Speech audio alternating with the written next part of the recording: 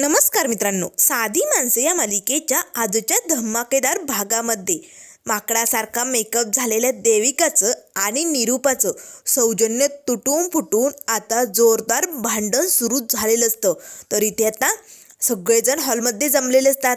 आता स्पर्धेची सगळी तयारी झालेली असते. देविका एका खुर्चीवरती बसून आता पंकज रेडी असतो तिचा मेकअप करण्यासाठी. तर सत्या आता गजरे बनवण्यासाठी तयार असतो. तेव्हा लगेच रिया म्हणू लागते, चला चला चला. त्याच वेळेस निरूपा म्हणू लागते, चला झाली स्पर्धा, मग चला पटकन जेवण करून घेऊया. त्यावर लगेच रिया म्हणू लागते, नाही मॉम, मला म्हणायचंय चला चला स्पर्धेला सुरुवात करा. मग लगेच सगळेजण आता जोरजोरात टाळ्या वाजवू लागतात. पंकज दादा, सत्या दादा असे आता सगळेजण ओरडत असतात. त्याच वेळेस आता रिया म्हणू लागते, वेळ न वाया घालवता आता आपण या गायकवाडांच्या घरात स्पर्धा सुरू करणार आहोत. म्हणजे आज गायकवाडांच्या घरात बायकांसाठी संक्रांतीचं हळदी कुंकू आणि पुरुषांसाठी बेस्ट बायकोपतीची स्पर्धा सुरू होणार आहे. त्याच वेळेस आजी म्हणू लागते, रिया अगं, पुरुषांसाठी म्हणजे या स्पर्धेत तुझा नवरा रवी आणि सुधा पण भाग घेणार आहे का? त्यावर लगेच आता निरूपाला तर धक्का बसतो. काय, हे भाग घेणार? नाही नाही नाही, त्यांना नाही जमणार. तेव्हा लगेच रिया म्हणू लागते, बाबा जमणार आहे की नाही, झेपेल की नाही सांगा पटकन. त्यावर सुधाकर म्हणू लागतो, नाही नाही रिया, या वयात आपल्याला नाही झेपणार बाबा या असल्या स्पर्धा वगैरे, तुमचं आपलं चालू द्या. त्याच वेळेस आता लगेच रिया म्हणू लागते, रवी अरे तू काय करणार आहे, तू स्पर्धेत भाग घेणार आहेस की नाही? त्यावर रवी म्हणू लागतो, रिया नाही नाही नाही, मला पण नाही घ्यायचा भाग. म्हणजे कसं आहे ना, ऑलरेडी माझं ना तुझ्यावरती खूपच प्रेम आहे ना, तुला माहिती आहे ना माझं किती प्रेम आहे तुझ्यावरती. अगं, तुझ्या घरातनं दोनदा पळवलंय मी तुला, लग्नाच्या वेळेस आणि त्यानंतर आत्ता मागे दोनदा तुझ्या घरातनं पळवून आणलं की तुला. मग माझं किती प्रेम आहे हे तुला कळलंय ना रिया. त्यामुळे मी नाही घेत. पंकज दादा आणि सत्यदादालाच खेळू दे स्पर्धा. तेव्हा लगेच रिया म्हणू लागते, बरं चला चला, आपल्या स्पर्धेचे 2 पुरुष ठरलेले आहेत, सत्यादादा आणि पंकज दादा. सत्यदादा तू रेडी आहेस ना? तेव्हा सत्या हो म्हणू लागतो. त्याच वेळेस आता रिया म्हणू लागते, पंकज दादा तुझी तयारी झाली का? तेव्हा पंकज मात्र आता इतका कसा आनंदात असतो, हो हो आय एम रेडी. आता मात्र देविका रागानेच या पंकजकडे बघते. पंकज माझी चव घालू नको, चांगला मेकअप कर रे बाबा असे म्हणत आता देविका रागानेच पंकजकडे बघत असते. तेव्हा लगेच रिया म्हणू लागते, चला मग वेळ न वाया घालवता 1 2 3 स्टार्ट गो. आता स्पर्धेला सुरुवात होते असे म्हणत आता लगेच सत्या गजरे बनवायला सुरुवात करतो. आणि ते आता पंकजने ते मेकअप किटचं सगळं सामान आता आपल्या समोर मांडलेलं असतो. अरे बापरे, यात तर काय काय क्रीम आहे, नेमकं आधी कुठली लावायची? पंकजला काही सुचत नाही. देविका मात्र मनाशीच म्हणू लागते, पंकज मेकअप चांगला कर रे बाबा, नाहीतर माझं काय करून ठेवशील ना सांगता येणार नाही. आणि जर माझा मेकअप बिघडला तर मग सौजन्यही नाही नाही नाही, मी एवढं चांगलं वागूनही उपयोग होणार नाही. मग ते वाण निरूपाला जाणार. नाही नाही पंकज, काही करून तुला मेकअप चांगला करावाच लागेल. तर आता पंकजला काय करावं त्याचं डोकं चालत नसतं. पण आता इथे पंकजने कसा तरी सुरुवात केलेली असते मेकअप करायला. तर आता सत्याही गजरे बनवत असतो. पण सत्यालाही सुरुवातीला काही फुलं कशी ओवायची त्या दोऱ्यात ते काही जमत नसतं. आता धूमकेतूला जरा टेन्शन येतं. तेव्हा मीरा म्हणू लागते, हो अहो काय करायले तुम्ही, अहो फुलं ओवत नाही आहे, त्यात तुटून जात आहेत. सत्य म्हणू लागतो, धूमकेतू जरा वेळ थांब. आता सत्या 2-3 वेळेस प्रॅक्टिस करतो पण जमत नाही. पण त्यानंतर सत्याला चुटकी सरशी गजरे बनवायला जमलेले असतात. सत्याने भराभर आता त्या दोऱ्यात फुलं ओवायला सुरुवात केलेली असते. आता मीरा मात्र खूपच खुश होते, कारण धूमकेतूचं काम सत्याला अगदी भारी जमलेली असतं. तर इकडे आता पंकजने मात्र देविकाचा चांगलाच मेकअप थापायला सुरुवात केलेली असते. एकामागे एक क्रीम लावायचं काम पंकजचं चालूच असतं. तेव्हा देविका म्हणू लागते, पंकज अरे काय करतोय तू, अरे तू भिंतीला कलर देतोय का, अरे नीट लाव ना, असं कसं करतोय तू? तेव्हा पंकज लागतो, सॉरी लागतंय का तुला, सॉरी मी हळूहळू करतो असे म्हणत आता पंकज ब्रशने ती क्रीम आता देविकाच्या चेहऱ्यावरती लावत असतो. तर इथे सगळेजण आता खूपच आनंदात स्पर्धेत भाग घेत असे मस्त बघत असतात. त्याच वेळेस आता रिया म्हणू लागते, चला चला, तर आता या स्पर्धेची वेळ संपत आलेली आहे. चला आता सगळ्यांनी आपापलं काम जागेवरती थांबवा, कारण स्पर्धेचा वेळ संपला आहे असे म्हणत आता मीरा सत्याकडे बघून खुश झालेली असते, कारण सत्याने भला मोठा लांब लचक गजरा बनवलेला असतो. त्याच वेळेस आता रिया त्याने लागते, सत्यदादा बास पुरे झालं, दे इकडे. आता रियाने तो गजरा असा उचलून सगळ्यांना दाखवायला घेतलेला असतो, पण गजरा इतका कसा लांब लचक मस्त झालेला असतो. तेव्हा रिया म्हणू लागते, वा वा सत्यदादा, मानलं तुला, एक नंबर भारी. तर आता पंकजला मात्र भीती वाटत असते, कारण आपण जो काही मेकअप केला तो बघितल्यानंतर सगळ्यांना मोठा धक्काच बसणार आहे. पंकज आता देविकाच्या चेहऱ्यावरती अशी दोन्ही हात ठेवतो आणि तिचा चेहरा लपवत असतो. त्याच वेळेस देविका येते आणि हळूच पंकजला चापट मारते, पंकज अरे बघू दे ना, सगळ्यांना बघू दे ना. त्याच वेळेस पंकज लागतं, नाही बेबी थांब थोड्या वेळ. तेवढ्यात रिया त्याने लागते, चल पंकज दादा हात काढ, आम्हाला बघू दे तू कसा मेकअप केलाय ते. तेव्हा पंकज लागतो, नाही नको, कशाला, नंतर बघूया की. त्याच वेळेस आता रिया पटकन पंकजचे हात बाजूला ओढते. आता मात्र या भूतासारख्या देविकाचा मेकअप बघून आता सगळेजण जोरजोरात हसायलाच लागतात. पण मात्र आता सगळ्यांनी आपली तोंड कशी तरी दाबण्याचा प्रयत्न केलेले असतात. देविकाचा मात्र चेहरा बघण्यासारखाच नसतो. निरूपाला तर असं कसं हसायला येत असतं. त्याच वेळेस आता पंकजला काय करावं काही सुचत नाही. आता जर देविकाने आरशात जाऊन हा चेहरा बघितला तर माझी वाट लागली म्हणून समजा. त्याच वेळेस आता सत्या लगेच रियाजवळ येतो. रियाच्या हातावरती टाळी देत हसतच म्हणू लागतो, कसला झालाय ना भारी मेकअप. त्याच वेळेस आता सगळेजण गप्प बसतात. आता लगेच देविका आपले डोळे उघडते आणि म्हणू लागते, कसा झालाय माझा मेकअप. तेव्हा लगेच आता रिया म्हणू लागते, चला तर आपण या स्पर्धेचा विनर घोषित करूया. सत्यादादा आणि पंकजदादा दोघेही विनर झालेले आहेत. आता मात्र आपण जिंकलो हे कळताच देविकाला असला कसला आनंद होतो. देविका खूपच खुश होते, उड्या मारायला लागते आणि म्हणू लागते, बेबी खरंच तू एवढा छान मेकअप केलाय माझा. तेव्हा पंकज लागतो, हो खूप मस्त झालाय. त्याच वेळेस आता देविका म्हणू लागते, बेबी तुझं माझ्यावरती किती प्रेम आहे ना, खरंच खूप थँक्यू, खूप खूप थँक्यू. त्याच वेळेस आता लगेच सगळेजण गालातल्या गालात हसत असतात. तेव्हा लगेच देविका म्हणू लागते, बेबी मलाही आरशात ना माझा मेकअप बघायचा आहे, मलाही बघायचं आहे, माझ्या बेबीने मला कसं तयार केलं आहे ते. आण ना प्लीज, मिरर घेऊन ये ना. तेव्हा लगेच आता पंकज लागतो, कशाला बेबी, नंतर बघूया की. नाही नको. त्याच वेळेस देविका म्हणू लागते, आणणार रे पंकज. तेव्हा निरूपा म्हणू लागते, देविका अगं तू खूप छान दिसायली, एकदम मस्त मेकअप झाला, आरशात बघायची घाई करू नको, खूप छान दिसतेस तू. आता आपण गरम गरम स्वयंपाक झालेला आहे की नाही, चला पटकन जेवण करून घेऊया, चला चला. असे म्हणत सगळेजण आता इकडे जेवणासाठी टेबलवरती आलेले असतात.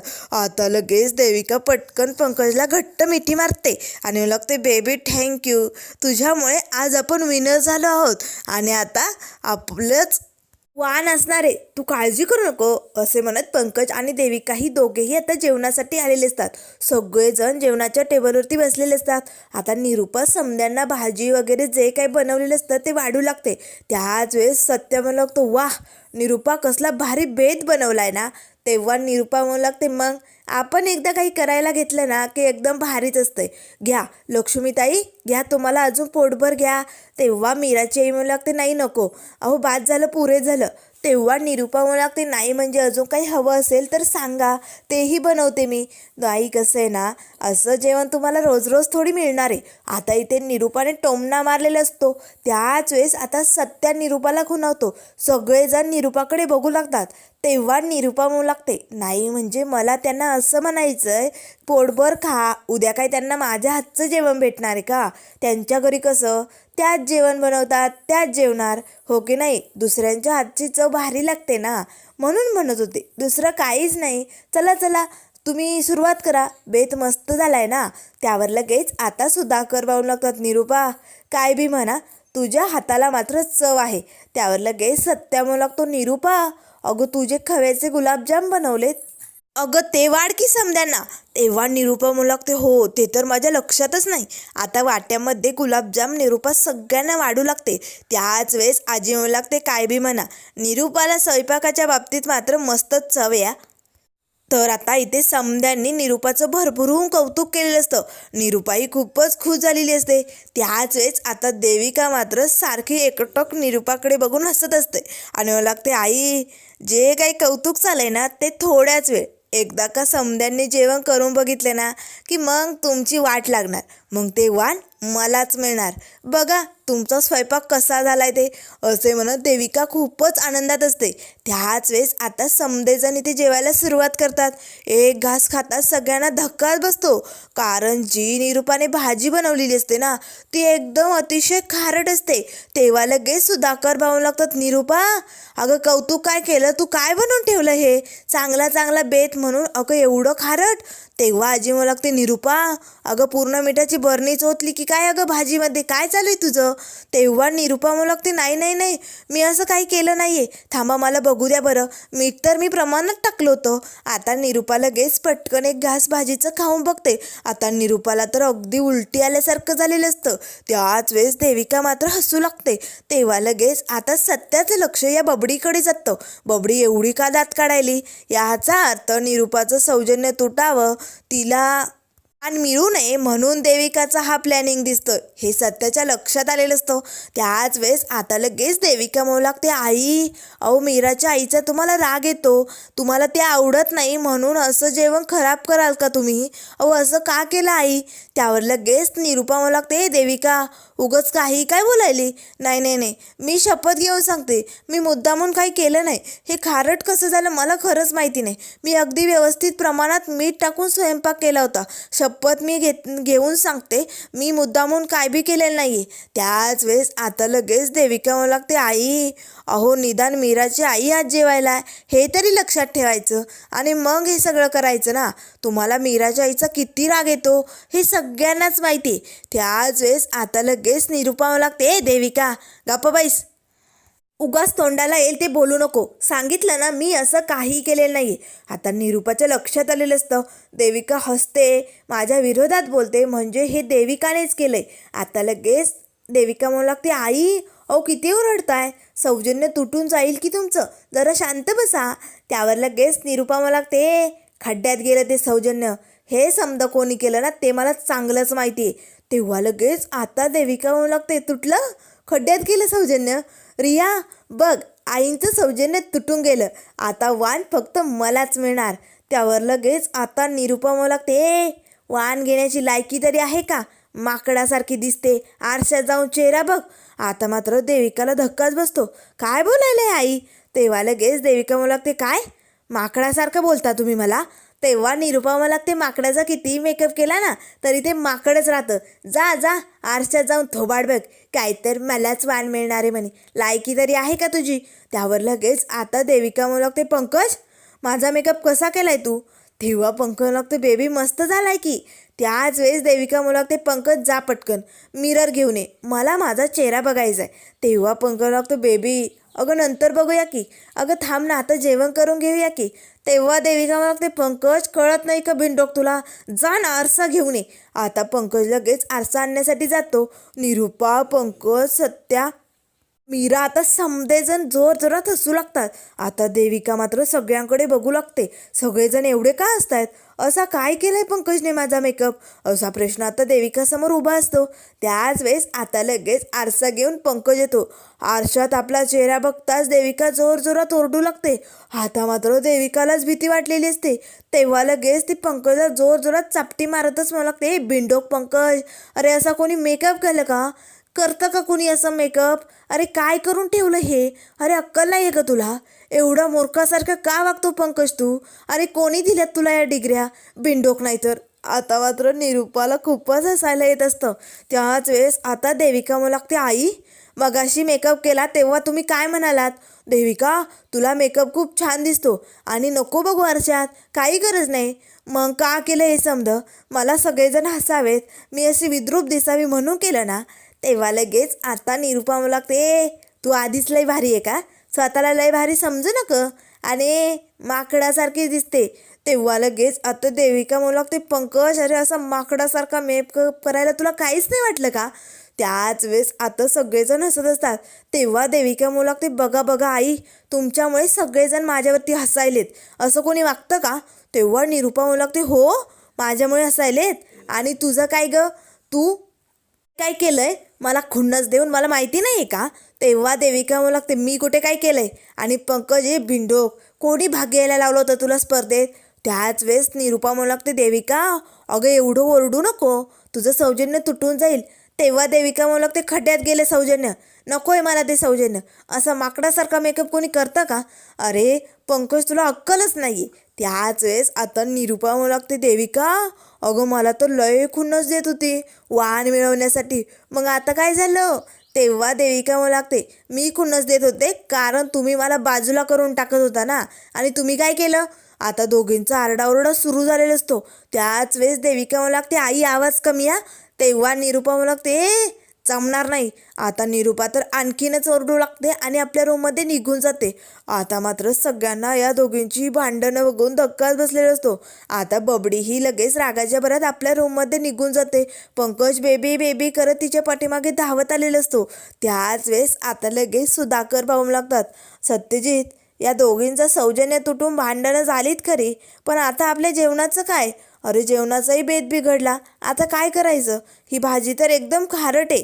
तेव्हा लगेच आता मीरा म्हणू लागते, बाबा काळजी करू नका, 2 मिनटं थांबा, मी ही भाजी अगदी छान बनवून आणते, थांबा. असे म्हणत मीरा लगेच ते भाजीचं पातेलं घेऊन किचनमध्ये जाते. आता मीराने किचनमध्ये जाऊन काहीतरी आपली व्यवस्था केलेली असते आणि आता ती भाजी एकदम दुरुस्त करून आता समद्यांना वाढलेली असते. तेव्हा लगेच आता सत्य म्हणू लागतो, धूमकेतू नक्की भाजी ठीक होईल ना? तेव्हा मीरा म्हणू लागते, खाऊन तर बघा. आता सत्या सगळेजण एक घास खातात. आता मात्र लगेच सगळेजण मीराकडेच बघू लागतात. मीरा वहिनी, अगं काय केलंयस तू? रियालाही धक्काच बसतो. तेव्हा लगेच आता सुधाकर म्हणू लागतात, खरंच मीरा तू तर कमाल केली, एवढी खारट भाजी एवढी चविष्ट लागते, खरंच यातलं मीठ गेलं कुठे? त्यावर लगेच आता रिया म्हणू लागते, मीरा वहिनी नेमकं कुठली ट्रिक वापरली आम्हाला तरी सांग की.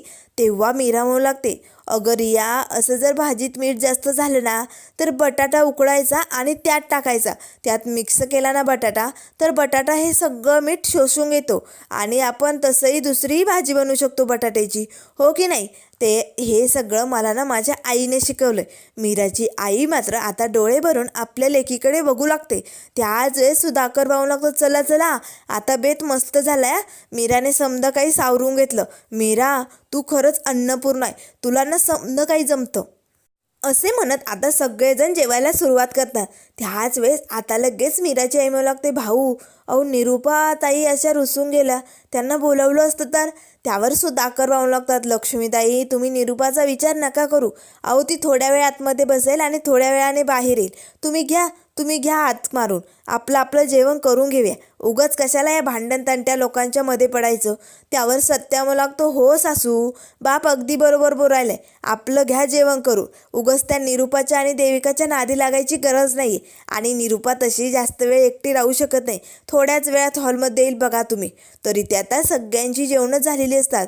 तर आता इथे मीराने मस्त रियाला आता काळी साडी घालून संक्रांतीच्या हळदी कुंकासाठी तयार केलेलं असतं. अगदी छान असा मेकअप झाल्यानंतर रिया ही खूपच खुश होते आणि मला लागते, वाव मीरा वहिनी, मी या ब्लॅक साडीमध्ये किती मस्त दिसते ना, खरंच मी तर इमॅजिन करू शकत नाही मी एवढी सुंदर दिसते. मीरा वहिनी खरंच किती भारी दिसते ना ही साडी मला. तेव्हा मीरा म्हणू लागते, हो रिया अगं काळ्या रंगाची साडी तुला उठून दिसते. तेव्हा रिया म्हणू लागते, मीरा वहिनी काळा रंग मला खूप आवडतो गं, पण माझी मॉम काय म्हणायची माहिती, सतत मला म्हणायची सणासुदीला ना काळा रंग घालू नये, तो चांगला नसतो, चालत नाही देवांसाठी, असं म्हणायची. पण मीरा वहिनी हे लॉजिक जरा वेगळंच आहे ना, इतर वेळेस आपण काळा रंग घालत नाही आणि संक्रांतीला काळ्या रंगाला महत्त्व देतो, म्हणजे सगळ्या रंगांचा मान ठरलेलं असतं ना. तेव्हा मीरा म्हणू लागते, हो. त्याच वेळेस आता रिया म्हणू लागते, मीरा वहिनी मी खरंच छान दिसते ना गं? तेव्हा मीरा म्हणू लागते, अगं छान दिसावंच लागेल तुला, तुझं पहिलं हळदी कुंकू आहे, त्यामुळे टेन्शन घेऊ नको, तू मस्त दिसते. तेव्हा लगेच आता रिया म्हणू लागते, मीरा वहिनी माझा तर मेकअप छान झालाय, पण मगाशी पंकज दादाने देविकाचा मेकअप अगदी भारी केला होता गं, कसली माकडासारखी दिसत होती ती, आणि काय लिपस्टिक लावली होती, बापरे मला तर असं हसायला येतंय ना. तेव्हा मीरा म्हणू लागते, रिया तिच्यासमोर हसू नको, तिला राग येईल, आणखीन चिडेल ती. त्यावर रिया म्हणू लागते, मीरा वहिनी अगं तिच्यासमोर हसू शकत नाही, पण आपण पाठीमागे तर हसू शकतो ना. त्यावर लगेच मीरा म्हणू लागते, बासा आता हसू नको, तिला राग येईल तिने जर ऐकलं तर. तेव्हा रिया म्हणू लागते, मीरा वहिनी कसला भारी चेहरा झालता ना तिचा, मला तर अजूनही डोळ्यासमोर येतोय आणि खूपच हसायला येतंय. त्याच वेळेस आता लगेच रिया म्हणू लागते, बरं बरं जाऊ दे, चल मीरा वहिनी आता झालंय ना आपलं. तेव्हा मीरा म्हणू लागते, नाही या अगं तुला अजून खूप तयारी करायची, आणि जर तुझी तयारी झाली नाही तर बायका आल्यानंतर तुझ्यावरती हसतील, त्यामुळे चल पटापट. तेव्हा लगेच रिया म्हणू लागते, अजून काय करायचंय. तेव्हा लगेच मीरा म्हणू लागते, अगं रिया आपल्याला आता हलव्यांचे दागिने घालायचेत ना. त्यावर लगेच आता रिया म्हणू लागते, हो पण देविकाने हलव्यांचे दागिने बनवलेत ना. देविका देविका असे आता रिया आवाज देऊ लागते. तेवढ्यात देविका येते आणि म्हणू लागते, काय झालं गं रिया. रिया म्हणू लागते, अगं तू माझ्या हलव्यांचे दागिने कुठे ठेवले, तू बनवणार होती ना. आता मात्र रियाला हे बोलताच देविकाला धक्काच बसतो. अरे बापरे, देविका सॉरी मला माफ करा, म्हणजे मी दागिने बनवायला घेतले होते पण मध्येच काहीतरी काम आलं आणि ते मी बनवायचे विसरून गेले गं, सॉरी आता मला माफ कर.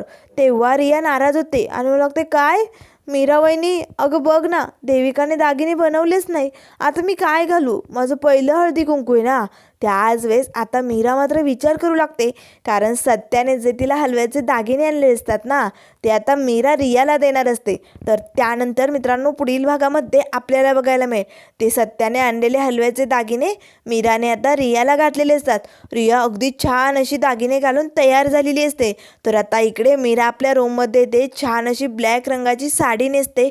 मीराही खूप छान तयार झालेली असते. तेवढ्यात रूममध्ये सत्य येतो. आता मात्र सत्य धूमकेतूकडे एकटक बघू लागतो, पण धूमकेतूने मात्र हलव्यांचे दागिने घातलेले नसतात. तेव्हा सत्य म्हणू लागतो, धूमकेतू मी आणलेले दागिने कुठे, अगं ते घाल की. तेव्हा मीरा म्हणू लागते, अहो एक मोठा गोंधळ झाला, देविकाने ना हलव्याचे दागिने बनवते म्हणाली, बनवलेच नाही. मग रियाचं पहिलं हळदी कुंकू की नाही, मी तिच्यासाठी दिलेत ते. तेव्हा सत्य म्हणू लागतो, धूमकेतू मला या हळदी कुंकवाच्या कार्यक्रमात माझ्या बायकोला असं हलव्यांच्या दागिन्यात मडलेलं बघायचंय, त्यामुळे धूमकेतू तू काळजी करू नको, मी तुझ्यासाठी मस्त हलव्याचे दागिने बनवतोच. आता मात्र सत्याने जो लांबलचक गजरा बनवलेला असतो ना, तो गजरा आता सत्या धूमकेतूच्या पायात घालतो, हातात घालतो, कंबरेलाही अगदी कंबर पट्ट्यासारखा असा गुंडाळून लावतो, आणि आता इथे गळ्यातही माळ घातल्यासारखा गजरा घातलेला असतो. अगदी हलव्याचे दागिने घातल्यासारखे सत्याने आता धूमकेतूला गजऱ्यांनी सजवलेलं असतं. मीरा खूप छान दिसत असते. तर आता उद्या या हळदी कुंकवाच्या कार्यक्रमात काय काय मजा येणार, आणि आता हे वाण नेमकं कुणाला देणार रिया, हे आपल्याला लवकरच बघायला मिळेल. त्यामुळे मित्रांनो अशाच मालिकेंच्या अपडेट पाहण्यासाठी चॅनलला लाईक करा, सबस्क्राईब करा. व्हिडिओ पाहिल्याबद्दल धन्यवाद.